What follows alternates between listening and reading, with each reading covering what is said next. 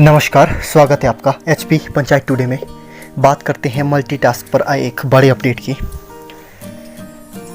प्रारंभिक शिक्षा निदेशक ने जारी किए निर्देश, अंतिम तिथि के एक सप्ताह बाद निदेशालयों भेजनी होगी रिपोर्ट। प्रदेश के स्कूलों में 8000 पदों पर की जा रही मल्टीटास्क वर्कर की भर्ती के लिए प्रारंभिक शिक्षा विभाग ने डेडलाइन तय कर दी है। 30 जून तक हर हाल में भर्ती प्रक्रिया पूरी करनी होगी। उसके बाद एक सप्ताह में इसकी रिपोर्ट निदेशालयों भेजनी होगी। प्रारंभिक शिक्षा निदेशक डॉक्टर पंकज ललित की ओर से यह आदेश जारी किए गए हैं।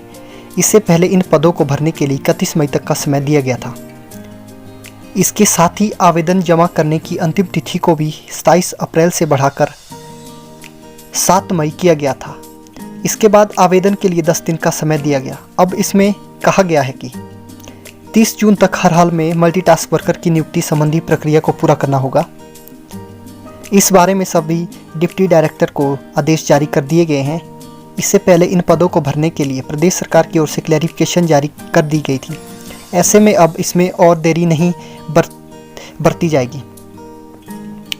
अभी तक स्कूलों में जो भर्तियां की जा रही थी उसमें बहुत सारी क्वेरीज सामने आई थी। अब इस कमेटी ने भर्ती प्रक्रिया में कुछ संशोधन करते हुए नई क्लैरिफिकेशन जारी की थी। इसमें बीपीएल और गरीबी रेखा से नीचे रहने वाले आवेदनकर्ताओं जिन्होंने मल्टीटास्क वर्कर भर्ती के लिए अप्लाई किया है उन्हें अलग अलग नंबर दिए जाएंगे। क्लैरिफिकेशन के जारी होने के बाद मल्टीटास्क वर्कर की 8000 भर्तियों का रास्ता भी साफ हो गया है। इससे पहले भर्ती के लिए जो शर्तें लागू की गई थी उसमें कुछ दिक्कतें सामने आ रही थी। इसमें ऐसे आवेदनकर्ता जिनके परिवार से कोई भी व्यक्ति सरकारी नौकरी में नहीं था और उनके अंक एक समान थे, इस स्थिति में दिक्कत आ रही थी कि कौन से आवेदनकर्ताओं को प्राथमिकता दी जाए। नई अधिसूचना में यह साफ किया गया है कि ऐसी स्थिति में गरीब परिवार से संबंध रखने वाले व्यक्ति को प्राथमिकता दी जाएगी।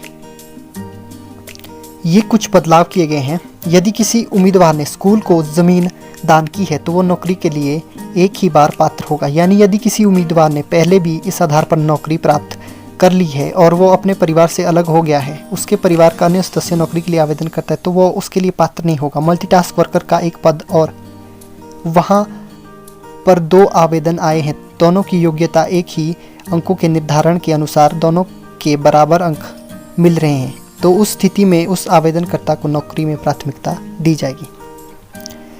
अनाथ श्रेणी के लिए भी अंकों का निर्धारण।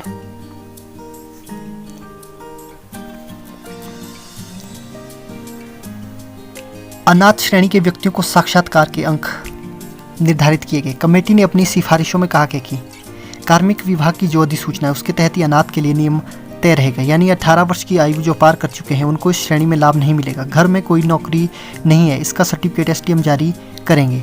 एकल महिला का सर्टिफिकेट बीडीओ की ओर से जारी किया जाएगा। तो ये कुछ बदलाव मल्टीटास्क भर्ती में किए गए हैं।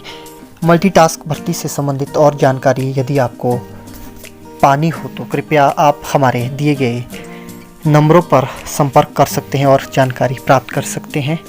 इसी तरह के अपडेट के लिए बने रहे एचपी पंचायत टुडे के साथ। नमस्कार।